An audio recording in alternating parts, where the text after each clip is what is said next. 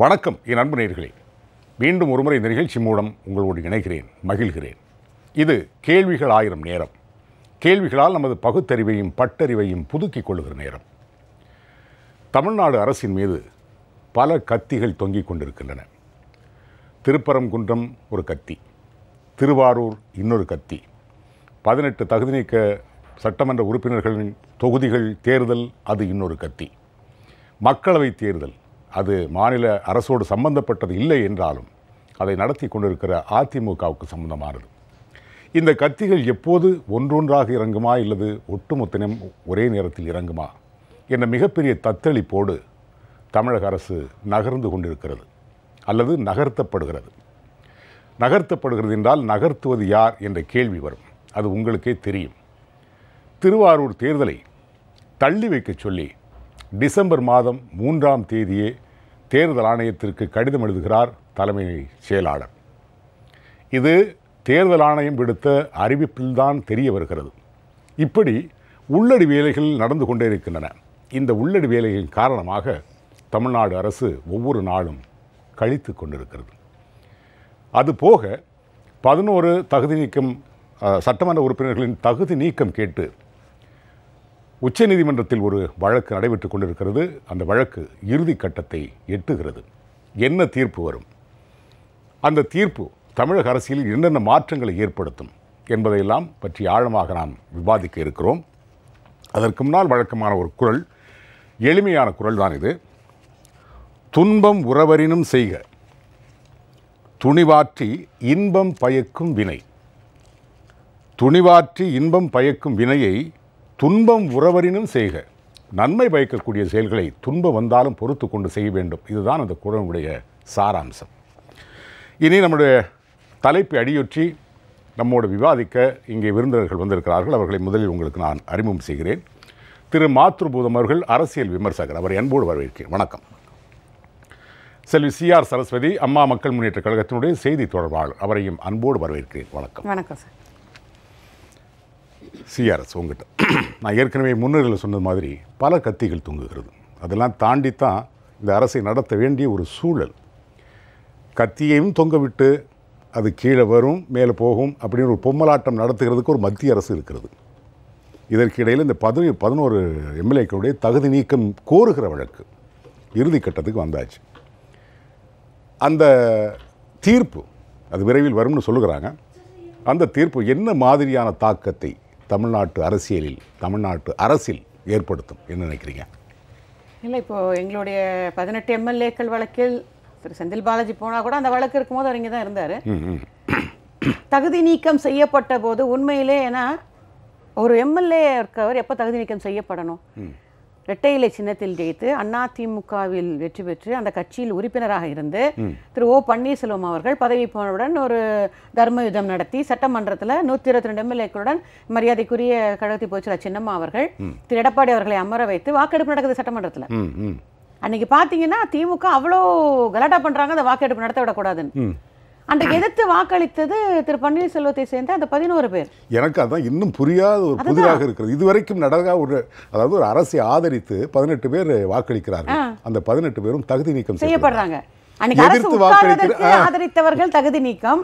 இந்த ஆட்சி வரக்கூடாது, அம்மாவுடைய ஆட்சி அம்மான்னு பேசுறவங்க அம்மாவுடைய ஆட்சியே வரக்கூடாதுன்னு எந்த இரட்டையில சின்னத்தில் நின்று ஜெயிச்சாங்களோ, எந்த கட்சியில் நின்று ஜெயிச்சாங்களோ அந்த கட்சிக்கும் ஆட்சிக்கும் எதிராக வாக்களிக்கிறவர்களுக்கு தகுதி நீக்கம் இல்லை. அப்போ இதுல இருந்தே தெரியுது இது அரசியல் நாடகம். நீங்க இப்ப சொல்லிங்க துன்பம் வந்தா கூட நன்மை செய்யணும்னு. எத்தனை பிரச்சனை வந்தாலும் மனசாட்சிப்படி நடக்கணும். நீங்க 18 MLAக்கள் என்ன சொன்னாங்க? எடப்பாடி அவர்கள் நாங்கள் அமர வச்சோம், எங்களுக்கு அதில் திருப்தி இல்லை. அவர் கட்சிக்கு விசுவாசமா இருக்கிறத விட தொண்டர்களுக்கு விசுவாசமா இருக்கிறத மத்திய அரசு விசுவாசமா இருக்கு. ஆட்சி மாற்றம் நோக்கம் இல்ல, ஆள் மாற்றம் தான் சொன்னோம். ஆட்சி மாற்றம்ங்கிற வார்த்தையே கிடையாது. ஸோ மாண்புமிகு கவர்னர் தான் இப்போ ஒரு ஆட்சி ஒரு ஆட்சியில மாற்றம் கொண்டு வரணும்னா இப்போ பாருங்க ஒரு அமைச்சர் பாலகிருஷ்ண ரெட்டி பதவி விலகிறார். அடுத்த நிமிஷம் கவர்னர் மாளிகை தான் அறிவிக்கிறாங்க திரு செங்கோட்டையன் அவர்கள் கூடுதல் பொறுப்பை கவனிப்பார் என்று. அப்பொழுது ஒரு மந்திரியவோ முதலமைச்சரோ எந்த மாற்றம் கொண்டு வருவதென்றாலும் கவர்னர் தான் முடிவு செய்து அவங்க கவர்னர் மாளிகை தான் அறிவிக்கணும். அதுதான் சட்டம். அதற்காக தான் நீங்க MLAக்கள் போய் கவர்னரா இன்னைக்கு பாக்குறாங்க. இதுல என்ன தவறு இருக்க முடியும்? நீங்க விளக்கம் கேட்டீங்க கொடுக்கலாம், விளக்கம் எல்லாம் கேட்கலங்க. மிக தெளிவாக திரு வெற்றிவேல் அவர்களும் மாண்பு தங்கத்தமிழ்ச்செல்வன் அவர்களும் சொன்னாங்க, எங்களுக்கு போதிய டைம் கொடுக்கல, லெட்டரே தாமதமா வந்தது, பல விஷயங்கள் உள்ளடி வேலை நடந்தது. அப்படி இருந்தா கூட இம்மிடியேட்டா தகுதி நீக்கத்தை ஒரு கொறடாவும் சபாநாயகர் எப்படி அறிவிப்பாங்க? ஒரு விளக்கம் கேட்க தவறு செய்யல, கட்சி தாவல் சட்டப்படி எதையுமே செய்யல. 3 விஷயம், கட்சி மாறினால், இல்ல எதிர்த்து வாக்களித்தால், இல்ல கொறடா உத்தரவை மீறினால், இது 3 செஞ்சா தான் நீங்க தகுதி நீக்கம் பண்ணணும். இது எதுவுமே பண்ணல. வெளியில போய் கவர்னரை சந்திச்சதா? அப்ப கவர்னரை சந்திச்சாலே தகுதி நீக்கம்னா எதிர்த்து வாக்களித்த இந்த 11 பேருக்கு ஏன் நடவடிக்கை எடுக்கல? சோ அது இதுல இருந்து இந்த பொலிட்டிக்கல் கேம் தெரியுது. நாங்க எங்களுடைய வழக்கில் நிச்சயமா நீதிமன்றத்தில் நல்ல தீர்ப்பை எதிர்பார்த்தோங்க. ஏன்னா நாங்க நீதிமன்றத்தை நான் குறை சொல்லல, ஆனா அதே நேரத்தில் நீதி கிடைக்கும்னு நினைச்சோம். அதுக்கப்புறம் தான் எங்கள் துணை பொதுச் செயலாளர் மாண்புமிகு டி. தினகரன் சொன்னார், மக்கள் மன்றத்தில் நாங்கள் நீதியை கேட்கிறோம், மேல்முறையீடு தேவையில்லை, மறுபடியும் கோர்ட்டுக்கு போறதை விட நாங்கள் மக்களை போய் சந்திக்கிறோம். ஆனால் இந்த 11 எம்எல்ஏக்கள் வழக்கில், இந்த வழக்கிலாவது நீதிமன்றம் சட்டப்படி, நாங்கள் அரசியலுக்கு அப்பால் நான் கேட்கறது, சட்டப்படி ஆஸ் ஃபார் லா, ஒரு சட்டமன்றத்தில் என்ன சட்ட வடிவு இருக்கோ அதன்படி நிச்சயமாக தீர்ப்பு வழங்க வேண்டும் என்பதுதான் எங்களுடைய எதிர்பார்ப்பா இருக்கு. அப்படி பார்த்தால் இந்த 11 பேர் தான் முதலில் தகுதி நீக்கம் செய்யப்பட வேண்டிய நபர்கள். இதுல பெரிய சட்ட நுணுக்கங்கள் அறிவுகள்லாம் பெருசாக ஒன்றும் வேண்டாம். ஒரு சாமானியனாக பார்க்கும்போது கூட நம்ம பேசுற மாதிரி ஆட்சியை எதிர்த்து வாக்களிப்பது குற்றம், நிச்சயமா ஆட்சியை ஆதரித்து வாக்களிப்பது குற்றம் அல்ல. ஆனால் குற்றத்திற்கு தண்டனை இல்லை, குற்றம் இல்லாததற்கு தண்டனை கொடுக்கும். அதுதான் இங்க அரசியல், அதுதான் நீங்க அரசியல் ஒரு வேதனையான விஷயம். அந்த மாதிரி ஏன்னா இந்த ஆட்சியை தக்க வைக்க நீங்களே சொல்லிட்டீங்கல்ல, ஆட்டு வித்தார் யாரோ ஒருவர் ஆடாதாரே கண்ணாங்கிற மாதிரி எங்க இருந்தோ ஆட்டுறாங்க, பொம்மல் ஆட்டம் இங்க ஆடுது. சோ ஒண்ணும் இல்லைங்க, ஒரு சின்ன இதுதான். 122 எம்எல்ஏஸ், கிட்டத்தட்ட 7.5 லட்சம் அஃபிடேவிட்ஸ், 37க்கு மேல எம்பிக்கள், இத்தனை பேரும் ஜனமா போய் சொன்ன தேர்ந்தெடுத்த பிறகு போய் இன்னைக்கு பேசுறாங்களே, சிவி சண்முகம் ரொம்ப ஸ்டெடியா பேசுவாரு, சிவி சண்முகம் உட்பட அவர் உட்பட போய் எல்லாருமே தான் ஜனமா போய் செயலாக்கி கொண்டு போய் அஃபிடேவிட் கொடுக்குறோம். 7.5 லட்சம் அஃபிடேவிட் அமைச்சிருக்கோம் தேர்தல் ஆணையத்துக்கு. என்ன கேட்டோம், ரெட்டையில நியாயப்படி எண்ணிக்கை தான் முக்கியம் இல்ல, மெஜாரிட்டி எம்எல்ஏஸ் யாருக்கு இருக்கணுமோ 122 எம்எல்ஏஸ் கொடுத்தோம், எங்களுக்கு வரல, அதை பத்தி பேசவே இல்லை, கடப்புல போட்டாங்க, no time to see the affidavitsன்ட்டாங்க. அதுவே மேலேருந்து உத்தரவு வந்த உடனே 111 பேருக்கு அடுத்த நிமிஷம் கொடுக்கலையா? ரெட்டையிலேயே கொடுத்தாச்சு, கட்சியை கொடுத்தாச்சு, 2 பேரையும் கவர்னர் நாங்க லெட்டர் கொடுத்து பல நாட்கள் காத்திருந்தோம், கவர்னர் வரல, இவங்க 2 பேரும் சேர்றாங்கன்னு கைப்பிடிச்சு சேர்த்து வைக்கலையா? இது எல்லாமே பொம்மலாட்டங்கிறது எல்லாரும் தான் பார்த்துட்டு இருக்காங்க. திருமாத்திரம் எல்லாருக்கும் ஒரு அடிப்படையான கேள்வி வரும். அதெல்லாம் பெரிய அரசியல் சட்ட நுணுக்கங்கள், பெரிய அறிவுகள்லாம் வேண்டாம். ஒரு சாமானியனுக்கு கூட புரிந்து கொள்ள முடிகிறது. இந்த 11 பேரும் சட்டமன்றத்தில் நம்பிக்கை வாக்கெடுப்பு நடத்தும் போது ஆதரித்து வாக்களித்தார்களா, எதிர்த்து வாக்களித்தார்களா? இந்த வழக்கு நடக்குது இல்லை, இந்த வழக்கினுடைய அடிப்படை இதுதான். எஸ், இந்த 11 பேர் எதிர்த்து வாக்களித்தாலோ ஆதரித்து வாக்களித்தாலோ ஏன் தடை பண்ணலை அவங்கள அப்படின்ற கான்செப்ட் நீங்கள் நல்லா பார்க்கணும். அதுதான் அடிப்படையான விஷயம். இல்லை, ஏன்னா இந்த கவர்மெண்ட்டுக்கு கன்செப்ஷுவலி அவங்க சப்போர்ட் பண்ணாங்க. எப்படி எதிர்த்து வாக்களிப்பதன் மூலம் இல்லை இல்லை லேட்டரான விடுங்க, அன்னை தொடக்க புள்ளி எங்க இருக்கிறது? இந்த வழக்கிற்கான தொடக்க புள்ளி எது? ஆனா அந்த நேரத்துல டிசிஷன் எடுக்கல சபாநாயகர், யார் மேல. அதுதான் ஏன் என்ற கேள்வி, யார் மேலும் எடுக்கல. அதுதான் ஏன் என்ன கேள்வி, யார் மேலும் எடுக்கலன்னா 11 பேர் இல்லை, யார் மேலும் எடுக்கல. ஏன்னா அதுக்கு டைம் எடுத்துட்டாங்க. ஏன்னா பன்னீர்செல்வம் சொன்னது என்னன்னா, நாங்கள் கட்சியில் தான் இருக்கோம். இல்லை, இப்போ இந்த 18 பேர் மேலேயும் சபாநாயகர் விளக்கம் கேட்டு கடிதம் அனுப்புகிறார், ஒத்துக்கிறேன் நான். இந்த 11 பேர் மேலேயும் கேளுங்க, நான் சொல்ல கேளுங்க, என்ன கேள்வி கேட்டு அதுக்கு நீங்கள் பதில் சொன்னீங்கன்னா நல்லா இருக்கும். இந்த 11 பேர் மேலேயும் விளக்கம் கேட்டு ஒரு கடிதம் ஆகுது. அதான் சொல்கிறேன், நான் ஆரம்ப காலகட்டத்திலேருந்தே ஓபிஎஸ் சொல்லியிருந்தார், நான் கட்சியில் இருக்கேன், கட்சிக்கு அகேன்ஸ்டாக. அதுதானே இப்போ கட்சிக்கு அகேன்ஸ்டாக இல்லை, அதனால தான் 11 பேர் மேலே ஆக்ஷன் எடுக்கலை. கட்சிக்கு அகேன்ஸ்டாக இல்லை, 18 பேர் கட்சிக்குள்ளே இருந்து கட்சிக்கு அகேன்ஸ்டாக இருந்தாங்க. எப்படி? ஆமாம், ஏன்னா உதாரணத்துக்கு கவர்னர் பார்த்தது, கவர்னர் ஒரு 122 பேர் செலக்ட் பண்ண ஒரு சீஃப் மினிஸ்டரை கவர்னர் என்ன பண்ண முடியும்? 122 எம்எல்ஏட்ட போய் நீங்க இப்ப சொல்லுங்க யார் சீஃப் மினிஸ்டர் கேட்டா நியாயம். 102 எம்எல்ஏ போட்டு ரீஷஃபிள் பண்ணலாம். ஓகே, இப்போ எங்களுக்கு புது சிஎம் வேணும். அதாவது ஆனா கவர்னர்ட்ட போய் கேட்டா ஆளுநரை பார்த்தது குற்றம். ஆனால் இந்த ஆட்சியினுடைய தலைவர் முதலமைச்சர் அவரை மாற்ற வேண்டும் என்று கேட்டது குற்றம். அவருக்கு எதிராக வாக்களிப்பது குற்றம் உள்ளது.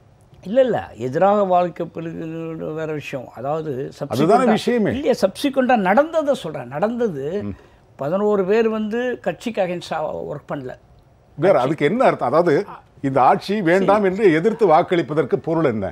அப்படி கிடையாது. அதாவது பொருள்னா அந்த நேரத்தில் தான் அது நடந்தது. ஆனால் அடுத்த நாள்லேருந்து கட்சிக்கு அகேன்ஸ்டாகவே வேலை பண்ணல அவங்க.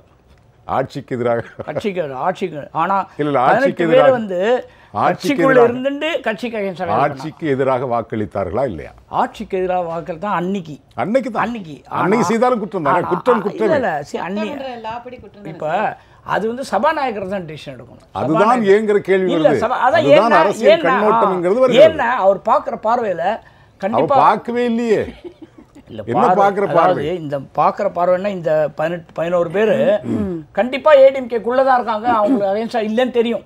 இப்போது புதிதாக நம்மோடு இணைந்திருக்கிறார் பத்திரிகையாளர் திரு பிரியன் அவர்கள். அவரை அன்போடு வரவேற்போம். வணக்கம் திரு பிரியன். முதல்ல உங்கள்கிட்ட தான் கேட்கணும்னு நினச்சேன், கொஞ்சம் காலதாமதம். இந்த 11 எம்எல்ஏக்களுடைய தகுதி நீக்கம் கோருகிற வழக்கு உச்சநீதிமன்றத்தில் அதாவது வேகமாக விசாரணை நடக்கிறது, இறுதிக்கட்டத்திற்கும் வந்தாகிவிட்டது. ஏற்கனவே 18 பேர் தகுதி நீக்கம் செய்யப்பட்டிருக்கிறார்கள். எதிர்த்து வாக்களிக்காத, இவ்வளவு தான் பேசிக்கிட்டு இருந்தோம், இந்த அரசை எதிர்த்து வாக்களிக்காத 18 பேர் தகுதி நீக்கம் செய்யப்பட்டார்கள். இந்த அரசை எதிர்த்து வாக்களித்த 11 பேர் மேலே ஏன் நடவடிக்கை எடுக்கலைன்னு தான் அடிப்படையான கேள்வி. இந்த வழக்கு எந்த திசை நோக்கி போகிறது? இதனுடைய முடிவு தமிழ்நாட்டு அரசியலில் என்ன மாதிரி தாக்கத்தை ஏற்படுத்தும்னு நினைக்கிறீங்க? ஒரு பத்திரிகையாளர் உங்கள் பார்வை என்ன?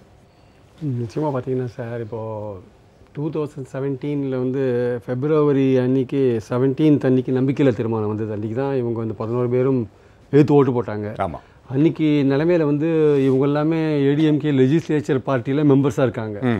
ஸோ அன்றைக்கி வந்து விப்பு கொடுக்கப்பட்டிருக்கு அன்றைக்கி ஆக்சுவலாக வந்து. ஸோ அந்த நம்பிக்கையில் தீர்மானத்தில் அப்போ இருந்த இப்போ தினகரனும் எடப்பாடி தரப்பில் இருந்தால் எடப்பாடி அரசு அன்றைக்கி ஜெயிச்சதை நம்ம பார்த்தோம். நம்ம இவர்கள் 11 பேரும் அதிமுகவுடைய சட்டமன்ற உறுப்பினர்களாக இருந்திருக்காங்க. இன்றைக்கி இவர்கள் அனைவரும் 11 பேரும் எதிர்த்து ஓட்டு போட்டிருக்காங்கிறது அசம்பிளி ரெக்கார்ட்ஸில் பதிவாக இருக்கிற ஒரு விஷயமா நம்ம பார்க்குறோம்.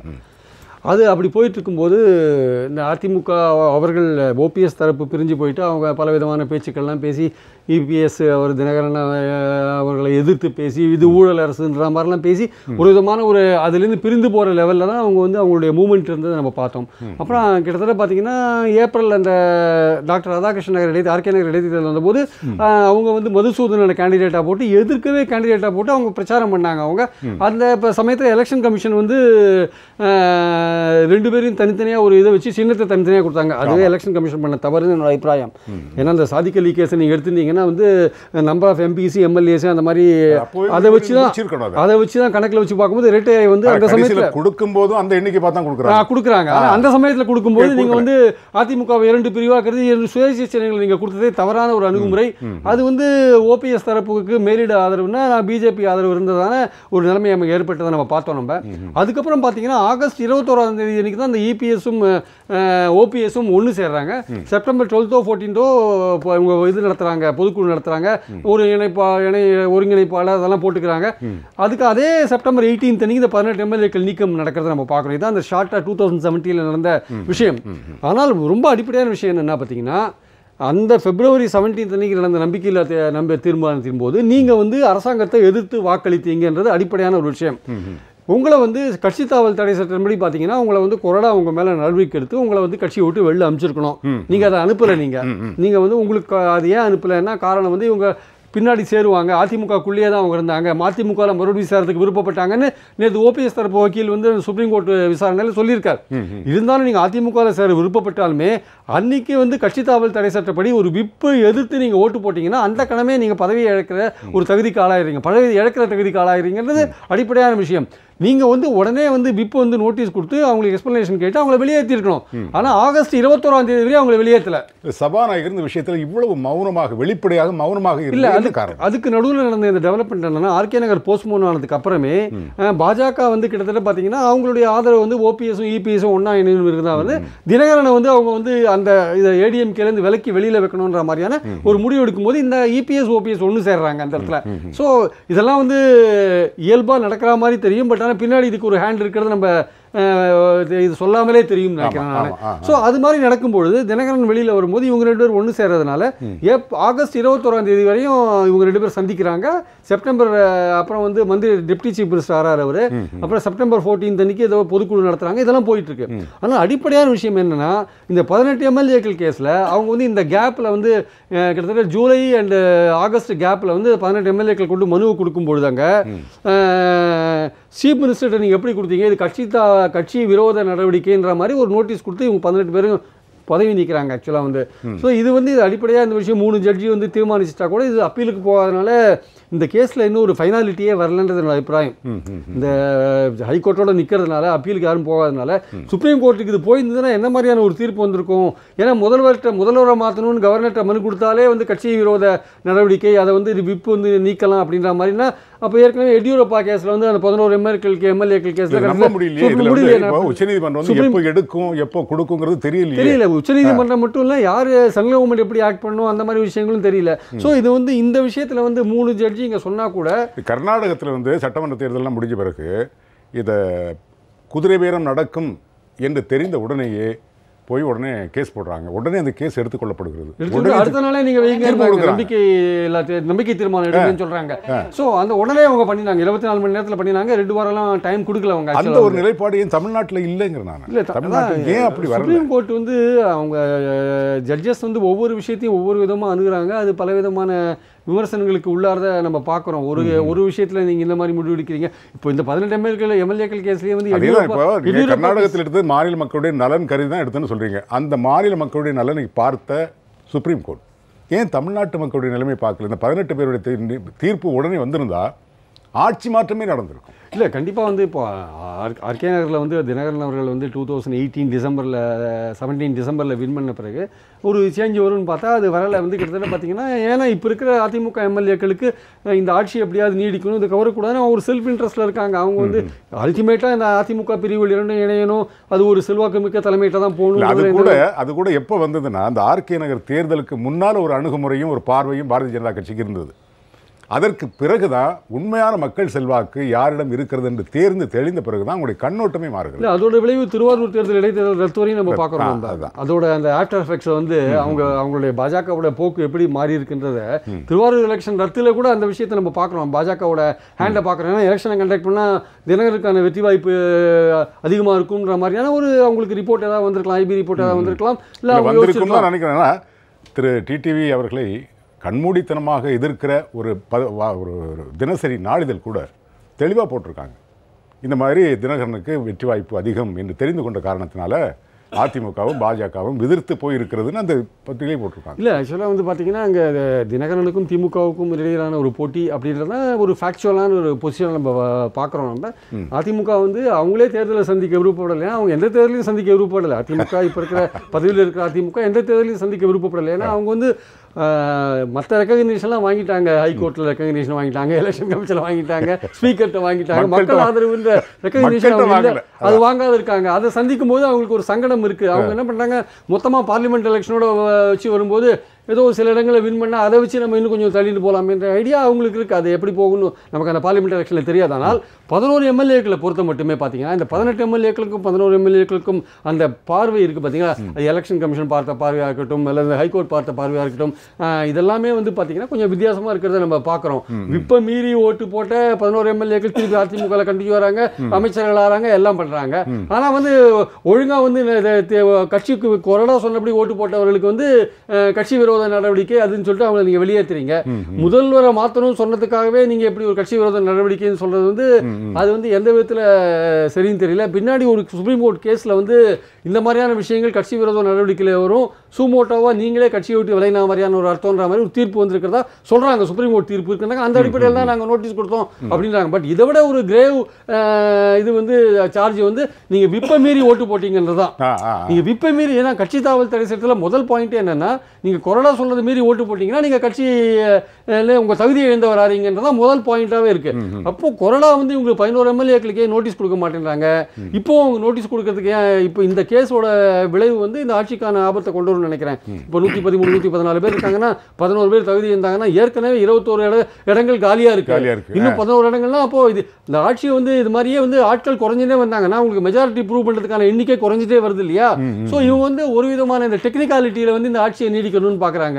இது வந்து மக்களோட எண்ணத்துக்கு விரோதமாக தான் போய் முடியும். ஆக்சுவலா இப்போ 21 + 11 வச்சுக்கோங்களேன், 32 இடங்கள் காலியா இருந்து வச்சுக்கோங்க. 200 இடங்களுக்கு நீங்க 100 இடங்கள் மெஜாரிட்டி காமிச்சா போறோம். அவங்களுக்கான மெஜாரிட்டி காமிக்க வேண்டிய இடங்கள் குறைஞ்சிட்டே வருது. எப்படியும் ஆட்சியை தக்க வைக்கணும், மக்கள் ஆதரவு இருக்கோ இல்லையோ, அந்த மெஜாரிட்டிக்கான எண்ணிக்கை குறைய அவங்க வந்து தங்களுக்கு வசதியா இருக்கிற மாதிரி அவங்க நினைச்சுக்கிறாங்க. பட் இது ஒரு வகையில் பாத்தீங்கன்னா ஜனநாயகத்துக்கு எதிரான ஒரு போக்கா தான் நான் பாக்குறேன். சரி, ஒரு நீண்ட விளக்கம் கொடுத்திருக்காரு திரு பிரியன் அவர்கள், உங்களுடைய கருத்து? திரு ஓபிஎஸ் அவர்களே சொல்லியிருக்கார், திரு மோடி தான் என்னை வந்து ஜாயின் பண்ண சொன்னார் இபிஎஸோட. அதான் எல்லாருக்கும் தெரியும். நீங்க அவரே யார் இயக்குகிறார்கள் கேளுங்க. கான்செப்ஷுவலி தெரியும் சபாநாயகருக்கும் ஏடிஎம்கே ஓபிஎஸ் இபிஎஸ்ன்னு எல்லாம் ஒன்று தான் அப்படின்னு தெரியும். வேற 18 எம்எல்ஏக்கள் நீக்கம் பண்ணி இன்னொரு கேள்வி நான் வைக்கிறேன். 18 எம்எல்ஏ நீக்கம் பண்ணி சிஎம் ரிமூவ் பண்ணும் அப்படின்ற டிமாண்ட் போடும்போது கட்சிக்கு விரோதமா இருக்கு. அதாவது இபிஎஸ் ஓபிஎஸ் ரெண்டு பேரும் ஒன்று தான். உங்களுடைய வார்த்தையை நான் அப்படி ஒத்துக்கிறேன். ஒரு நிமிஷம். சிஎம் வந்து nominated CM is not elected CM. நான் ஒரு கேள்வி கேட்டேன், அது பிறகு பதில் சொல்லுங்க. ரெண்டு பேரும் ஒன்று தான். இபிஎஸ்ஐ எதிர்த்து போராட்டம் பண்ணியது யார்? அதுதான் சொல்கிறேன். இபிஎஸ் எதிர்த்து போராட்டம் பண்ண ஓபிஎஸ் இருந்தாலும் ஒரு ஸ்டேஜில் வந்து பிஜேபி கிளியராக சொல்லி எடுத்து ரெண்டு பேரும் ஜாயின் பண்ணணும், ஒரு ஸ்டெபிலிட்டி வரணும், ஆட்சிக்கு ஸ்டெபிலிட்டி வரணும். ஆட்சிக்கு ஸ்டெபிலிட்டி? ஆமாம், ஆட்சிக்கு ஸ்டெபிலிட்டி இல்லை ஆட்சிக்கு ஸ்டெபிலிட்டி. தமிழ்நாட்டில் ஆட்சி வந்து அன்னெசரியாக இதாகக்கூடாது, அதனால் ஆட்சிக்கு ஸ்டெபிலிட்டி வேணுன்ற ஒரு ஆங்கிளில் தான் ஜாயின் பண்ண வச்சாங்க. சரி, அப்படி இருக்கும்போது 18 எம்எல்ஏக்கள் சப்போர்ட் பண்ணாலும் அந்த இதில் ஓட் ஆஃப் கான்ஃபிடன்ஸில் அகைன்ஸ்டா, அதாவது சிஎம்ஐ மாற்று, சிஎம் வந்து நாமினேட் பண்ண சிஎம்மாக இருந்தாலும் ஏன் 122 எம்எல்ஏ வந்து நாமினேட் தான் பண்ணாங்க? 122 எம்எல்ஏ சொல்லிடுறாங்க இந்த சிஎம் எங்களுக்கு வேண்டான்னு. ஏன் சொல்லலை? அதுக்கப்புறம் போஸ்ட் சொல்லவே இல்லையே எங்களுக்கு இந்த சிஎம் வேண்டான்னு சொல்லலை. ஏன்னா அவர் எலெக்டட் சிஎம். அதே வார்த்தையை தான் நான் உங்கள்கிட்ட திருப்பி கேட்குறேன். இந்த 11 பேர் எதிர்த்து வாக்களிச்சாங்கல்ல, ஏன் எதிர்த்து வாக்களிச்சனாலும் பிஜேபி கிளியரா மேண்டேட் கொடுத்துருச்சு, ரெண்டு பேர் ஜாயின் பண்ண போறாங்க. அதனால தான் சபாநாயகர் கிளியரா ஆக்ஷன் எடுக்கல. அதே ஒரே ஒரு விஷயம் சார், அந்த 18 பேரும் ஓட்டு போட்டதுனால தான் திரு எடப்பாடி முதலமைச்சர் ஆனார். ஸோ அந்த 18 பேருக்கு அதில் பங்கு இருக்கும் போது எங்களுக்கு இதில் உடன்பாடு இல்லைன்ற 122 பேர் சொல்லணும்னு அவசியம் சார். ஒருத்தர் போய் சொல்லலாம் சார். ஒருத்தர், ஏன்னா திரு எடப்பாடி அதுதான் நான் கேட்குறேன். 122 பேரோட நாங்கள் எம்எல்ஏ கொடுக்குறோம், ரெட்டையில கொடுக்க போறீங்களா? 111 பெருசா 122 பெருசா? 111 பெருசா அதுதான் கேட்குறேன். அதெல்லாம் இல்லைங்க, இதுக்கு பதில் சொல்லுங்க. ஒரு மனு கொடுக்கறதுக்கு ஒரு சிங்கிள் ஆள் பேசிட்டு இருக்கும்போது அந்த தேர்தல் கமிஷன் வந்து இதெல்லாம் கொடுத்தது இல்லை, ரெட்டையிலை கட்சியெல்லாம் கொடுத்தது இல்லை. அது ஒரே நிலைப்பாடு தான். எப்படி கொடுத்ததுன்னா இந்த எண்ணிக்கை அடிப்படையில் யாருக்கு இருக்கோ அந்த அளவுக்கு கொடுத்துருக்காங்க. 122 பேர் இருந்தாங்க, கொடுக்கல. ஆனா ரெண்டு பேரும் இணைந்த பிறகு தேர்தல் கமிஷன் ஓடி வந்து கொடுக்குது 111 பேருக்கு. 111 பேர், அது 111 பேர் மெஜாரிட்டி இருக்கிறதுனால தான் கொடுத்தது. 122 பேர் சார், 111 பேர். 122 இல்ல 122ல திருப்பி சொல்றேன், 18 பேர் வந்து அகைன்ஸ்டாவே ஒர்க் பண்ணாங்க. அப்பங்க ஃபர்ஸ்ட் டைம் இல்ல, நீங்க அரசியல் ரீதியா பேசுறது. கவர்னர் பார்த்து மனு கொடுத்த அந்த செகண்ட், அதெல்லாம் பின்னாடி நடந்த விஷயங்கள். அதெல்லாம் அப்புறம் கட்சி சின்னலாம். பட் ஆரம்ப காலகட்டத்துல இபிஎஸ் தினகரன் சப்போர்ட் பண்ணி தான் இருந்தார் ஆர்கே நகர் எலெக்ஷனுக்கு. அப்படி இருந்தார். அந்த ஸ்டேஜில் வந்து தெரிஞ்சது மூமெண்ட் எப்படின்ட்டு, அதனால தான் வெளில வந்தார் சார். செப்டம்பர் 16 தான் 18 எம்எல்ஏஸ் டிஸ்குவாலிஃபிகேஷன் நடக்குது. செப்டம்பர் 2017 செப்டம்பர் 17 அன்னைக்கு. ஆனா இந்த விஷயங்கள்லாம் நடக்கிறது வந்து பிப்ரவரி 17 அன்னைக்கு நடக்குது, 6 மாசம் முன்னாடி. எலெக்ஷன் அப்பவே உங்களுக்கு தினகரன் தனியா 18 எம்எல்ஏ போறாங்க எப்படி தெரிஞ்சு? அவங்க தான் ஓட்டு போடுறாங்களே இபிஎஸ். அதனால தான் இபிஎஸ் ஓபிஎஸ் ஜாயின் ஆனும் பிஜேபி விரும்பிடுச்சு. இல்ல ஓபிஎஸ் தனியா தான் இருக்காரு. ஓபிஎஸ் தனியா இருக்காரு, ஆனா அது ப்ராசஸ்ல தான் இவ்வளவு மாசம் ஆச்சு. பிப்ரவரி எங்க ப்ராசஸ்? ஏப்ரல்ல வந்து ரெண்டு பேரும் இணைஞ்சு தான சரி. எனக்கு ஒண்ணு புரியல. ஏப்ரல்ல ரெண்டு பேரும் இணைஞ்சு தான ஓட்டு கேட்டாங்க. இபிஎஸ் தினகரன், ஓபிஎஸ் தனியா தான் இருந்தாரு. ஆமா, அப்பவே பிஜேபி அதான் சொல்றேன். பிஜேபி எங்க இருந்து வருது? அப்பவே நீங்க வந்து இதுல பிஜேபி எங்க இருந்து? பிஜேபிங்கிறது ஒரு அரசியல், இருங்க, பிஜேபிங்கிறது ஒரு அரசியல் கட்சி. நாம பேசிட்டு இருக்கிறது சட்டமன்ற உறுப்பினர்களை பற்றி. ஒரு கட்சிக்கும் அதுக்கும் சம்பந்தம் இல்லை. சட்டமன்றம்னா 18 பேர்னா இந்த சட்டமன்றம் கலைஞரும் ஸ்டெபிலிட்டி போயிடுன்ற ஒரு ஆங்கிளில் தான் இது சப்போர்ட் பண்ணாங்க. அவ்வளவு இன்ஃப்ளூயன்ஸ் பண்ணிருக்காங்க. ஸ்டெபிலிட்டியோட தான் இருந்தது கட்சி. இபிஎஸ் தினகரன் இருந்தபோது 122 எம்எல்ஏக்களோட ஸ்டெபிலிட்டியோட தான் இருந்தது. அப்புறம் அந்த ஸ்டெபிலிட்டி அவங்களுக்கு வேண்டாம். அப்ப இருந்தா அந்த ஸ்டெபிலிட்டி அவங்களுக்கு வேண்டாம். அல்ல அப்பே ஓபிஎஸ் சார் ஆட்சிங்க ஸ்டெபிலிட்டி வேணும். இல்ல அப்பே அந்த நேரத்துல ஏப்ரல் முன்னாடி ஒரு தலையிட வேண்டிய அவசியம் இல்ல. இல்ல தினகரன் அப்பே இண்டிகேஷன் கொடுத்தாங்க. அவங்க தலையிட்டு தான் ஜூன் ஜூலை ஆகஸ்ட்ல தான் இந்த தலையீடு எல்லாம் நடந்தது. தலையீடு ஏப்ரலுக்கு முன்னாடி ஒண்ணுமே நடக்கல. ஏப்ரல் முன்னாடி தினகரன் இண்டிகேஷன் கொடுத்தாங்க. அவங்க ரெண்டு பேரும் ஒண்ணா சேர்ந்து ஒரு தேர்தல்ல ஒரே வாக்கு ஒரு கேட்டாங்க. நிமிஷம் சார். ஒரு கட்சியில ஜெயிச்சுட்டு கட்சிக்கு சிஎம்மா இருக்கிற வரைக்கும் அம்மா மரணத்துல மர்மமே இல்லைன்னு பேசினவர் பதவி போன உடனே மயிலாப்பூர்ல போய் குருமூர்த்தியை பார்த்தேன், அவர் என்ன போக சொன்னாரு, அதுக்கப்புறம் பாரத பிரதமர் சொன்னாருன்னா அவரை ஏத்துக்கிறது நியாயங்கிறீங்களா? ஏத்துக்கிறது நியாயமா? ஒரு ஆட்சி வந்து ஸ்டேபிளா சிஎம்மா இருக்கும்போது வந்து எதிர்த்து நான் நடைபயணம் போவேன், எடப்பாடி பழனிசாமி ஊழல் ஆட்சி, தமிழ்நாடு நடைபயணம் போவேன், அப்புறம் ஆட்சி ஸ்டேபிளா உட்கார வச்சவங்க தானே நன்றியோட இருந்திருக்கணும். முதலமைச்சர் பதவியிலிருந்து கீழே இறக்குன பிறகும் அந்த நினைப்பு அவருக்கு இருந்திருக்கணுமா வேண்டாமா? மறுபடியும் பதவி வாங்கிக்கிறதுக்கா? எங்க இருந்தது? என்ன பண்ணாரு? மயிலாப்பூர்ல இருந்து யார் பேசுனது? அது வேற விஷயம். முதலமைச்சர் பதவியிலிருந்து விலகின பிறகும் அந்த நாணயத்தை காப்பாற்றி இருக்கணும். இல்ல சார், இது ஒரே ஒரு விஷயம் தான் சார். ஏன் போய் கொடுக்கலாம்? 122 பேர் கொடுக்குங்கிற அவசியம் கிடையாது. ஒரு தனி ஒரு மனிதன் கூட போய் கவர்னர் சந்திச்சு எனக்கு இந்த முதலமைச்சர் மேல நம்பிக்கை இருப்போ அவர் மக்களை சந்திச்சு இவர்தான் முதலமைச்சர் கேண்டிடேட்னு சொல்லி மக்களோட தேர்ந்தெடுத்து உட்கார வச்சிருந்தா மக்களால் தேர்ந்தெடுக்கப்பட்ட ஒருவரை நீங்கள் கேக்குறீங்களா? 122 பேர்ல ஒருத்தருக்கு பிடிக்கலனா கூட he is having all the rights. நான் கவர்னரை பார்க்க நான் ஒரு எம்எல்ஏ இருந்தா கூட அது வேற, எனக்கு உரிமை இருக்கு, எனக்கு உரிமை இருக்கு, எனக்கு உரிமை இருக்கு, எனக்கு முதலமைச்சர் நான் உட்கார வச்சேங்க. ஒரு முக்கியமான கேள்வி, அதாவது ஒரு சட்டமன்ற உறுப்பினர் மேல எங்க நடவடிக்கை எடுக்கணும்? சபாநாயகருக்கு எங்க அதிகாரம் இருக்கிறது? சட்டமன்ற வளாகத்துக்குள் மட்டும். ஆமா, அங்கேதான் அவருக்கு வானளாவிய அதிகாரம் இருக்கிறது. ஆனால் 18 பேரும் செய்த தவறு என்ன? சட்டமன்றத்திற்கு வெளியே 11 பேரும் சென்ற தவறு என்ன? சட்டமன்றத்துக்கு உள்ள. அப்சல்யூட்லி கட்சிக்கு அகைன்ஸ்டா. அதை விடுங்க, அதனால தான் ரூல்ஸ் அண்ட் ரெகுலேஷன் நம்ம போட்டதில்லை, முன்னாடி போட்டு வச்சிருக்காங்க. பியாண்ட் ரூல்ஸ் பார்ப்பாங்க சபாநாயகர் கண்டிப்பாக. பியாண்ட் ரூல்ஸ் தான் பார்ப்பாங்க. ஏன்னா கட்சிக்கு அகைன்ஸ்டா வேலை பண்ணா சார் அப்படி பார்த்தா ஓபிஎஸ் தான் சார் அகைன்ஸ்டா பாத்துட்டாரு. எதிர்த்து வாக்களிச்சது கட்சிக்கு அகைன்ஸ்ட் சார். அடுத்த நாள்ல இருந்து இண்டிகேஷன் கொடுத்தாச்சு பிஜேபி இண்டிகேஷன் கொடுத்தாச்சு. ஆமா, அத தெளிவா சொல்லிக்கிட்டு எனக்கு அடுத்த கேள்வி, இந்த திருப்பரங்குன்றம் இடைத்தேர்தல் உடனே ஒரு ரெட் அலர்ட் வருது, தேர்தல் நிறுத்தப்படுகிறது. திருவாரூர் தேர்தல் இடைத்தேர்தல், இங்கேருந்து ஒரு கடிதம் போகிறது, முன்னாடி யார் அனுப்புனாங்களோ அதே தலைமைச் செயலாளர் அனுப்புகிறார், நிறுத்தப்படுகிறது. ஏன்? அதாவது எனக்கு ஆச்சரியம் என்ன, ஆளும் கட்சி பயப்படுவதில் ஒரு அர்த்தம் இருக்கிறது, இல்லை வெட்ட வெளிச்சமாக தெரியும். அது வெறும் எலும்பு கூடு தான், நரம்பும் சதையுமாக எந்த கட்சியை உருவெடுத்திருக்கிறதுங்கிறது எல்லாருக்கும் தெரியும். அதனால் அவங்க பயம் நியாயமானது, ஒத்துக்கலாம். திராவிட முன்னேற்றக் கழகம் மிகப்பெரிய கட்சி, 60 ஆண்டு கால பாரம்பரியம் உள்ள கட்சி. அவர் இந்த தேர்தலில் நடத்தணும்னு சொன்ன உடனே ஒரு அறிக்கை கொடுக்குறார், 20 தொகுதிகளும் சேர்த்து நடத்தினா என்ன? அது முடிஞ்ச பிறகு இடைத்தேர்தல் ரத்தான பிறகு இந்த 20 தொகுதிகளையும் எப்போ நடத்தணுமா? நாடாளுமன்ற தேர்தலோடு சேர்த்து நடத்துங்கள்.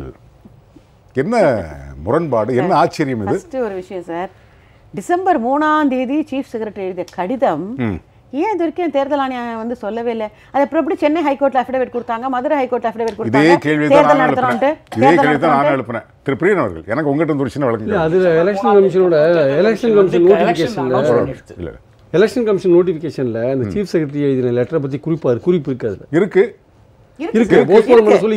டிசம்பர் 3ஆம் தேதி எனக்கு சந்தேகம், எல்லாருக்கும் உள்ள சந்தேகம். ஆனா டிசம்பர் 31ஆம் தேதி தான் இவங்க அனௌன்ஸ் பண்ணாங்க எலெக்ஷன். 3ஆம் தேதி லெட்டர் இவங்க எழுதிட்டாங்க, நடத்த கூடாதுன்னு எழுதிட்டாங்க. ஏன் மறைத்தது? யார் நாடகம் ஆடுறது? அப்புறம் ஒரு நீதிமன்றத்திற்கு ஒரு தவறான தகவலை கொடுக்கிறது தவறா இல்லை. அப்புறம் வந்து மதுரை நீதிமன்றத்தில் வந்து அந்த எலெக்ஷன் கமிஷனோட வக்கீல் பிப்ரவரி 7க்குள்ள நடத்துவோம்னு ஏன் ப்ராமிஸ் கொடுத்தாங்க? ஆனா தமிழ்நாடு கவர்மெண்ட் இந்த மாதிரி ஒரு லெட்டர் வந்துருக்கு, அவர் ஏன் சொல்லலங்க? திருப்பரங்குன்றம் தேர்தல் வந்து அதுக்கு முன்னாடி முடியுங்கிற உத்தரவாதத்தை யார் கொடுத்தது? இவங்க தான் எலெக்ஷன் கமிஷன் தான் கொடுத்தாங்க. எலெக்ஷன் கமிஷன் கொடுக்க முடியுமா? அது கோர்ட்ல இருக்கிறது. இல்ல திருப்பரங்குன்றம் இபிஎஸ் போய் அங்கே ஊழியர் கூட்டம் நடத்தினாரு. அதே சமயத்தில் இங்கே வந்து சீஃப் செக்ரட்டரி லெட்டர் நாங்கள் நடத்தக்கூடாதுன்ட்டு கஜா புயல், திருவாரூர் கஜா புயல் காரணம் காட்டியும் திருப்பரங்குன்றத்துக்கு வழக்கு இருக்கிற காரணம் அதேதான். அந்த பழைய லெட்டர் அக்டோபர் எழுதின லெட்டர், அக்டோபர் 25. இது வந்து டிசம்பர் இல்ல, அது வந்து கஜா புயல் ரெட் அலர்ட்டுக்காக அக்டோபர் 25 அது ஒத்தி வச்சாங்க. வராத மழைக்கு ஒத்தி வச்சாங்க. இப்போ வந்து புயல்லாம் அடித்த பிறகு அதுக்கு வந்து எலெக்ஷன் நடத்துகிறாங்க எலெக்ஷன் கமிஷன். இவங்க ஒத்தி வைக்க சொல்லி சீஃப் செக்ரட்டரி லெட்டர் இருக்காங்க டிசம்பர் 3 அன்றைக்கி. இல்லை, ஒரு பத்திரிகையாளனா எனக்கு ஒரு சந்தேகம் இருக்கிறேன், உங்கள்கிட்ட கேட்கணும். நான் தேர்தல் ஆணையம் இந்த மாதிரி ஒரு கடிதம் வந்திருக்குன்னு அவருக்கு தெரியும், தலைமைச் செயலாளர் எழுதியிருக்கார் டிசம்பர் 3ஆம் தேதி இந்த மாதிரி நிறுத்துங்க, நடத்த வேண்டாம். அது எப்போ நடத்தணுமா? ஏப்ரலில் நடத்தணுமா? இவ்வளோ வசதி பாருங்கள். இந்த தகவலை உயர்நீதிமன்றத்தில் அதை தேர்தல் கமிஷனின் சார்பில் ஆஜரான வழக்கறிஞர் ஏன் மறைத்தார்? இந்த தகவலை தேவையே இல்லையே, அறிவித்திருக்கவே வேண்டாமே. இல்லை, அந்த விஷயம் எப்போ நமக்கு தெரியுதுன்னா எலெக்ஷன் கமிஷன் வந்து போஸ்ட்போன் பண்ணுறாங்க இல்லையா திருவாரூர் எலெக்ஷன், அந்த நோட்டிஃபிகேஷனாக அது இருக்குது. இதுல அதுதான் சொல்றேன். அது ஏன் வந்து அவங்க மதுரை பெஞ்சில் ஏன் அவங்க சொல்லலைன்னு தெரியல. அது மட்டும் இல்லாம சோ உள்ளடி அவங்க என்னன்னா எலெக்ஷனை தள்ளி வைக்கணுன்றது தான் இந்த ஸ்டேட் கவர்மெண்டோட எண்ணமா இருக்கு. எலெக்ஷன் நடக்கக்கூடாது, அது பாராளுமன்ற தேர்தலோ நடந்தா அந்த கும்பலோட ஏதாவது நம்ம அப்படின்ற எண்ணம் தனியா ஒரு எலெக்ஷனை சந்திக்கிறதுக்கான ஒரு துணிச்சல் அவங்களுக்கு இல்லைன்னு நினைக்கிறேன். ரெண்டாவது அவங்க இன்னொன்னு அரசையும் போட்டு குழப்புறாங்க. இன்னொரு விஷயமும் இருக்கு. 18 எம்எல்ஏக்கள் தேர்தலையும் தள்ளி வைக்க சொல்லி உங்களுக்கு யாரும் உத்தரவிட்டு இருந்ததில்ல. அது எப்படி தள்ளி வைக்க முடியும்? அங்கெல்லாம் கஜா புயல் பாதிப்பு இருக்கா? ஏன் தள்ளி வைக்க சொன்னாங்க? திருவாரூர் தள்ளி வைக்க சொன்னாங்க. இது இன்னும் சொல்ல போனா திருவாரூர் மாவட்டத்தில் பாதிப்பு இருக்குன்னு சொல்றாங்களே தவிர திருவாரூர் தொகுதியில் அந்த அளவுக்கு பாதிப்பு இல்லைங்கிறத பரவாயில்ல. இல்ல நான் சொல்றது என்னன்னா, நீங்க திருவாரூருக்கு மட்டுமே பரவாயில்ல, எதுக்கு 18 தொகுதிக்கு சேர்ந்து எழுதுற ரைட்டை கொடுத்தது உங்களுக்கு யாரு? அதுவும் ஏப்ரல் வரையும் நீங்க எப்படி தள்ளி போடுறீங்க? அதை நான் கேட்கிறேன். இல்ல அவருக்கு அந்த ரைட்ஸ் கொடுத்தது யாரும் தெரியல. ஏப்ரல் பாராளுமன்ற தேர்தல் வர சமயத்துல அதோட சேர்த்து அனௌன்ஸ் பண்ணுன்ற மாதிரி சொல்றாங்க. அது தெரியாம எப்படி சார் சீஃப் மினிஸ்டர் தெரியல லெட்டர் எழுத முடியாது. எப்படி எழுத முடியும்? இதுக்கு தான் சொல்லிருக்காங்க. இல்ல 18 தொகுதிகள் சொல்லிருக்காங்க. எனக்குள்ள ஆசை என்னன்னா, இவங்களுக்கு அதாவது நாடாளுமன்ற தேர்தலோட வரணும்னு ஆசைப்படுறதுல தவறு இல்லை. ஏன்னா அவங்களோட நிலைமை அதான் பண்ண முடியும். திமுகவுக்கு என்ன வந்தது? அவர் ஏன் கேட்கிறாரு? டெஃபினட்டா வந்து திமுக முதல்லயே அனௌன்ஸ் பண்ணும்போது ஒரு 3 மாசம் ஓட்டலாமே. 3 மாசம் ஓட்டலாமே. 2 வருஷம் ஓட்டணும்.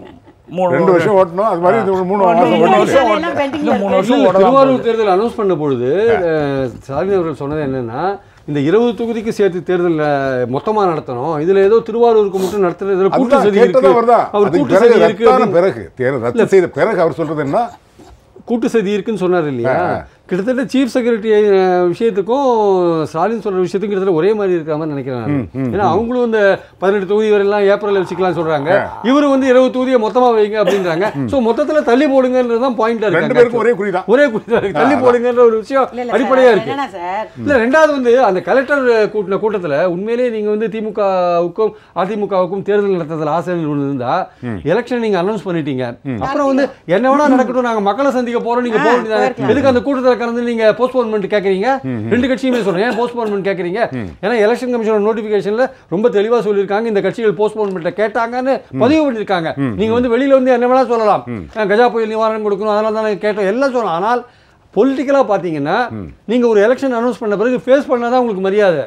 நீங்க வந்து இது மாதிரி ஏதோ ஒரு காரணம் சொன்னீங்கன்னா கூட பொலிட்டிக்கலா உங்க பேர்ல வந்து இந்த மாதிரியான குற்றச்சாட்டு வைக்கப்படும். நீங்க வந்து தேர்தல் சந்திக்கிறதுக்கு பயப்படுறீங்கன்ற மாதிரியான குற்றச்சாட்டு வைக்கப்படும். அதுதான் வந்து திமுகவுக்கும் அதிமுகவுக்கும் இப்ப நடந்திருக்கு. திராவிட முன்னேற்ற கழகத்தின் கோட்டை திருவாரூர் திரு ஸ்டாலின் சொல்றார். மறைந்த முன்னாள் முதலமைச்சர் திரு கருணாநிதி அவர்கள் 68,000 வாக்கு வித்தியாசத்துல ஜெயிச்சிருக்கார், சொந்த மண். இவ்வளவு இருக்கும் போது நீங்க என்ன எலெக்ஷனை சந்திச்சுதான் இன்னொரு நன்மை நடந்திருக்குமே. எப்படி இருந்தாலும் ஒரு முதலமைச்சர் ஓட்டு கேட்டு வராரு, துணை முதலமைச்சர் ஓட்டு கேட்டு வராருன்னா இப்ப ரோடே அங்க போடல, அப்போது ரோடு போட்டிருப்பாங்கல்ல. அவங்க வராங்கன்னா ரோடு புதுசா வந்திருக்கும்ல, கஜா நிவாரண பொருட்கள் வந்து அதிகமா போய் சேர்ந்திருக்கும்ல. அது எது கொடுக்குறாங்களோ மக்களுக்கு நல்லமே நடந்திருக்குமா, நடக்காதா? அதுக்கு மீறி வந்து அதிமுக மக்கள் ஓட்டு போடுறதுல அது வேற விஷயம். இருந்தாலும் பல நன்மைகள் அங்க இருக்கிற பிரச்சனைகள் பல தீர்த்திருக்கலாம் சார். சாலை வசதி ஏற்பட்டிருக்கும் சார். அந்த தயக்கத்துக்கும் மயக்கத்துக்கும் ஒரு காரணத்தை திரு டிடிவி அவர்கள் அழகா சொல்லியிருக்காங்க. ஆர்கே நகர்ல உங்களுடைய தகப்பனார் சேர்த்து தந்த 58,000 வாக்குகளை தவற விட்டு டெபாசிட் பண்ணிக்கிறீங்க. அதே மாதிரி திருவாரூருக்கு தொகுதி தான், மாற்றமில்லை. அவர் 68,000 வாக்குகள் வித்தியாசத்துல ஜெயிச்சார். அந்த தைரியத்தோட நின்றுக்கலாம். அந்த தைரியம் இல்லைன்னா அந்த தலைமை வந்து அன்னைக்கு அவங்க ஏத்துக்கிட்டாங்க. இன்னைக்கு வந்து இவர் வந்து நினைக்கிறாரு அந்த இடத்தில் இவரை ஏற்றுக்கொள்வார்களா என்பது $1 மில்லியன் क्वेश्चन தான் சார். அது ஆர்கேனர்ல தேர்தல் பதில் சொல்லிடுச்சு. 8-9 கட்சி கூட்டணி, திமுக தனியா கூட நிக்கல, அவ்வளவு பெரிய கூட்டணி. தெரியுங்க, சென்னை பாத்தீங்கன்னா மோஸ்ட்லி திமுகவுடைய வாக்காளர்கள் நிறைய இருக்கக்கூடிய இடங்கள்ல ஆர்கே நகரும் ஒண்ணு. அப்படி இருக்கும்போது அம்மா நின்ற இடத்தில் ஒரு சுயேட்சையை தேர்ந்தெடுக்கிற மக்கள் அதிமுகவை திமுகவை தேர்ந்தெடுக்கல. சோ இதன் பிறகு மட்டுமல்லாமல் நிச்சயமா ஒரு ரிப்போர்ட் திமுகவுக்கும் போயிருக்கும்.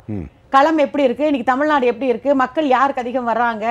ஒண்ணு இல்ல சார், கஜா புயல் நடந்த அந்த 13 நாட்களில் ஒரு தடவை தான் திரு ஸ்டாலின் போனார். அது கூட ஊருக்குள்ள வாங்கன்றாங்க. அது நான் என்ன ஆளுங்கட்சியா, நான் வந்து என்ன பண்ண போறேன்னு திரும்பி வந்துட்டார்.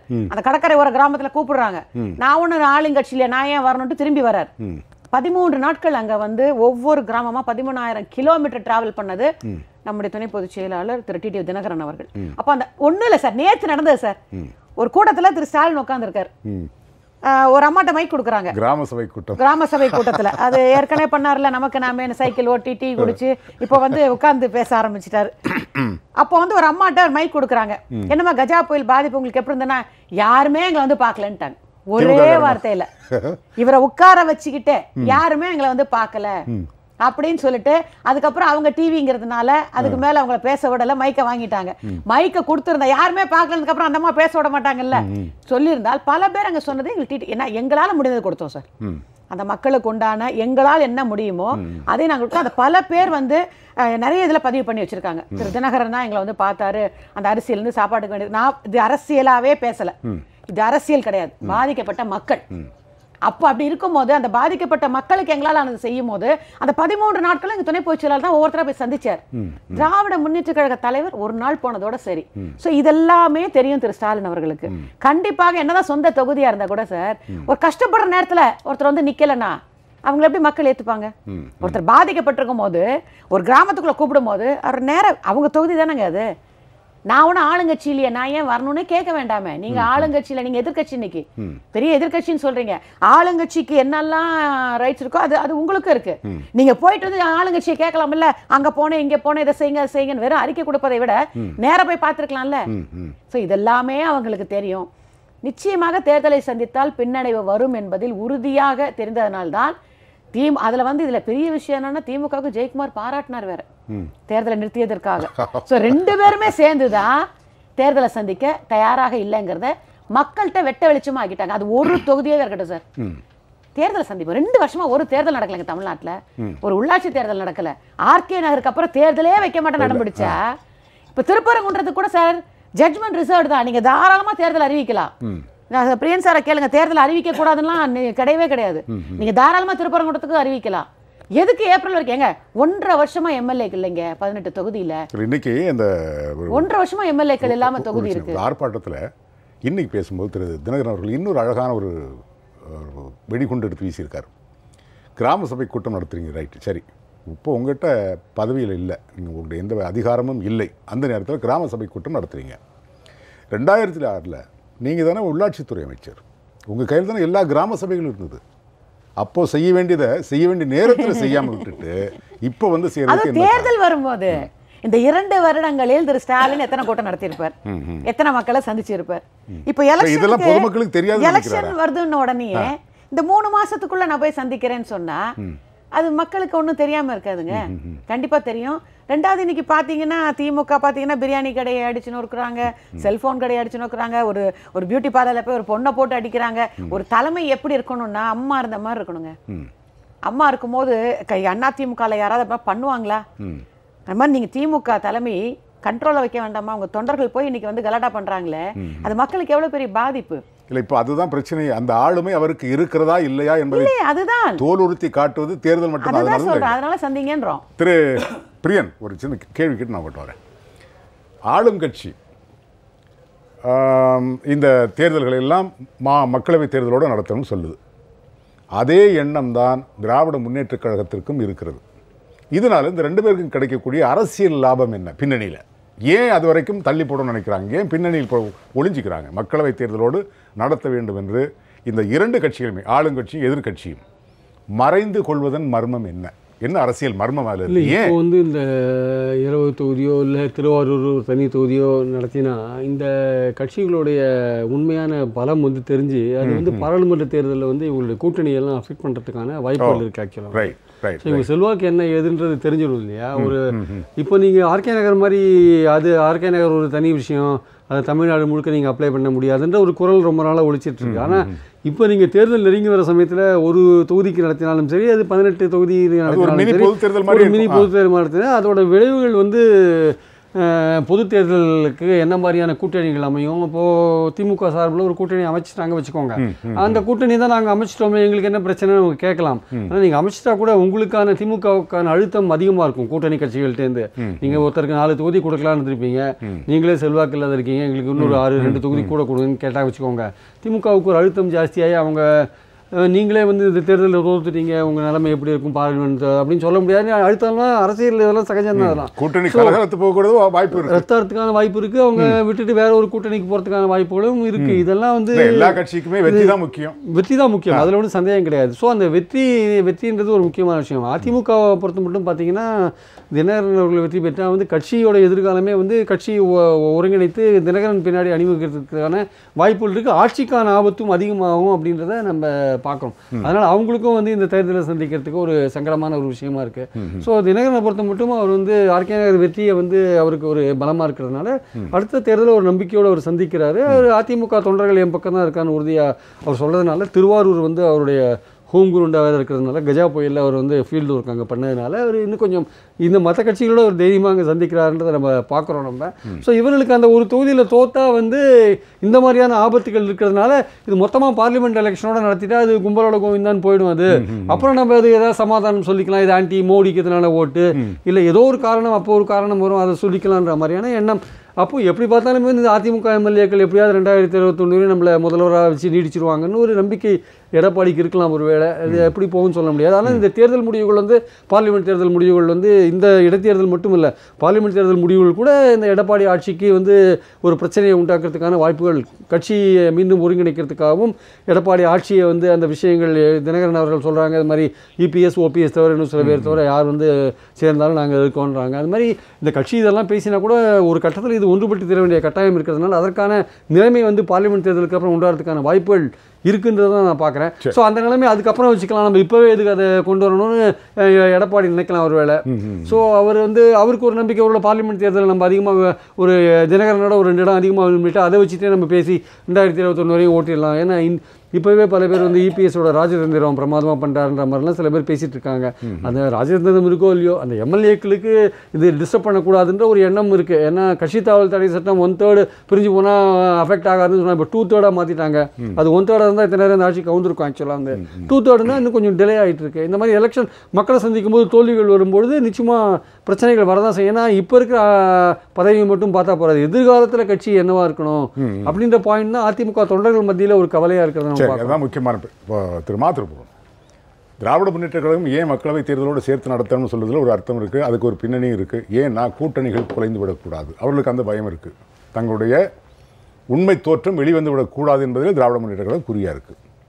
அதே மாதிரி திரு பிரியன் அவர்கள் இப்போ சொன்னது மாதிரி உங்களுக்கு கட்சியை காப்பாற்றிக் கொள்ள வேண்டும் என்று பதட்டம் பயம் இருக்கிறது. ஏன்னா ஒரு தேர்தல் வந்து ஏற்கனவே ஒரு 90 விழுக்காடு தொண்டர்கள் அம்மா மக்கள் முன்னேற்ற கழகத்தோடு வந்து சேர்ந்துக்கிட்டாங்கிறது உலகம் தெரிஞ்ச உண்மை, எல்லோரும் பார்த்துக்கிட்டு இருக்காங்க.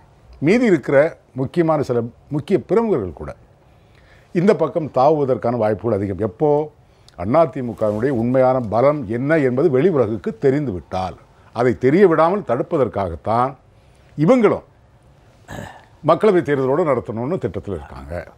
அந்த மாதிரி கணக்கே கிடையாது. அப்படி பார்த்தானா இப்போ திமுக சுருக்கமாக சொல்லுங்கள். இறுதி கட்ட திமுகவில் ஜாயின் பண்ணது அம்மா மக்கள் முன்னேற்றது தான் ஒருத்தர் போய் திமுகவில் ஜாயின் பண்ணார். அதனால அதனால இல்லை அதிமுக சூஸ் பண்ணாட்டி நல்லது நல்லது இல்லை அதிமுக வராமல் நல்லது அந்த மாதிரி ஆடலாம். அதனால பெட்டர். ஏடிஎம்கே வந்து எலெக்ஷனில் லூஸ் பண்ண போகிறோன்ற பயமே கிடையாது. இன்ஃபேக்ட் டிஎம்கே வந்து திருவாரூரில் எலெக்ஷனை போஸ்ட்போன் பண்ணது ஏடிஎம்கே பார்த்து தான். ஏடிஎம்கே ஸ்ட்ரென்த்தாக இருக்குது, நாளைக்கு வந்து வின் பண்ணிட்டான பிரச்சனை ஆகுன்ற ஆங்கிளில் தான் ஸ்டாலின் திங்க் பண்ணியிருக்காரு. ஓ அதிமுக ஜெயிச்சிருங்க கண்டிப்பா. அண்ட் மோரோவர் இப்போ எலெக்ஷன் வந்து போஸ்ட்போன் பண்றது லாஸ்டா தான். எலெக்ஷனுக்கு 52 பேர் லாஸ்ட் இல்ல டிசம்பர் 3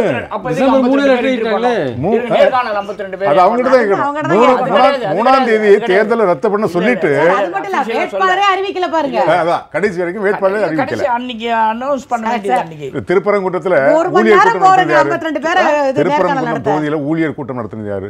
இபிஎஸ். அதை மாற்ற சொல்லி இது போட்டது யாரு? சீஃப் செக்ரட்டரி போட்டாங்க. இவங்களுக்கு தெரியாமலா? இபிஎஸ் வந்து திருப்பரங்குன்றத்துல இல்ல இவங்களுக்கு தெரியாம இல்ல சுருக்கமா சொல்லுங்க. எலெக்ஷன் நடத்தணும் தான் விரும்புறாங்க. இல்ல தலைமைச் செயலாளர் கடிதம் எழுதியது முதலமைச்சருக்கு தெரியுமா தெரியாதா? எலெக்ஷன் நடத்தணும்னு. ஆனா திருப்பரங்குன்றம் இல்ல சார், அது புரிஞ்சுக்கலாம். வெதர் ப்ராப்ளத்துல சீஃப் செக்ரட்டரி. நான் கேக்குறது எனக்கு புரியுது. நான் கேக்குறது ஒரே ஒரு வார்த்தை தான், ஆமா இல்ல. தலைமைச் செயலாளர் தேர்தல் ஆணையத்துக்கு இல்ல இல்ல தேர்தல் ஆணையத்துக்கு கடிதம் எழுதியது முதலமைச்சருக்கு தெரியுமா தெரியாதா? தெரிஞ்சிருக்கலாம். ஆனால் தெரிஞ்சாலும் முதலமைச்சர் தேர்தல் தான் விரும்பினார்.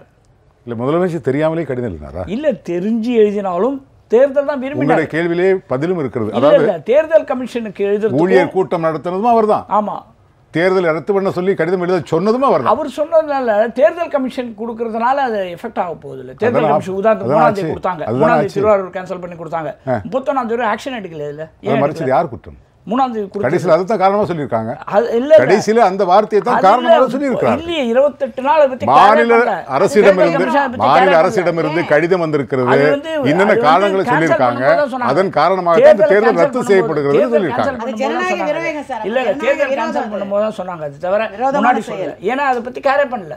தமிழ்நாடு கவர்மெண்ட் யாருமே சொல்லவே இல்லை. எப்ப தேவைப்படுமோ அப்பதான் கொண்டு வந்தாங்க.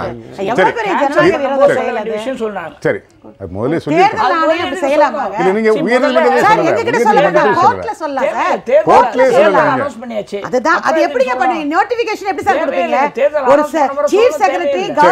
கவர்மெண்ட் சார்பா சீஃப் செக்ரட்டரி லெட்டர் அனுப்பும்போது ஒரு நோட்டிபிகேஷன் எப்படி கொடுப்பீங்க நீங்க? தேர்தல் ஆணையம் கோர்ட்ல தேர்தல் கமிஷன் அனௌன்ஸ் பண்ணியாச்சு. அன்னைக்கு சொல்லணும் கோர்ட்ல அனௌன்ஸ் பண்ண அப்புறம் Tamil Nadu is not ready for election. அந்த கடிதத்தை வாங்கி வச்சிட்டு தான் அனௌன்ஸ் பண்றீங்க. அந்த கடிதத்தை வச்சிட்டு தான் தேர்தல் ரத்து பண்றீங்க. அது என்ன அர்த்தம்? இல்ல அந்த கடிதத்தை வச்சு இல்ல. அப்புறமா ரெப்ரசன்ட் பண்ணி எல்லாரும் இது பண்ணி அந்த கடிதத்தை காரணம் காட்டி தான் அதையும் காமிச்சு தான் அதையும் அந்த கடிதத்தை காரணம் காட்டி தான் அந்த கடிதம் போய் கூட எலெக்ஷன்ல நோட்டிஃபை பண்ணி எலெக்ஷன் நடத்தணும்னு சொன்னீங்க. அப்புறம் ரத்து பண்ணும்போது லோக்கல் கலெக்டர் ரிப்போர்ட் வாங்கி அதையும் மென்ஷன் பண்ணி அந்த சீஃப் செக்ரட்டரி லெட்டரையும் அதுல ரெஃபர் பண்ணிருக்கீங்க ரத்து பண்ணும்போது. அப்ப நீங்க எலெக்ஷன் அனௌன்ஸ் பண்ணும்போதே அந்த லெட்டர் உங்ககிட்ட இருக்கு. அதற்கான நடவடிக்கை என்ன? 2 மாசம் முன்னாடி சீஃப் செக்ரட்டரி சொல்லி நீங்க போஸ்ட்போன் பண்ணீங்க. நீங்க இந்த வாட்டி மட்டும் ஏன் போஸ்ட்போன் பண்ணல? என்ன விஷயம்? ஏன் போஸ்ட்போன் பண்ணல? ஏன் அனௌன்ஸ் பண்ணீங்க? அப்புறம் ஏன் ரத்து பண்ணீங்க? ரெண்டுத்திலயுமே குழப்பம் இருக்கு. ரெண்டுத்திலயும் ஆளுங்கட்சியோட பார்ட்டி எலெக்ஷன் வேணாம்னாங்க. குழம்பி இருக்கிறார்கள், குழம்பி தெளிந்தார்களா என்பதுதான் பிரச்சனை.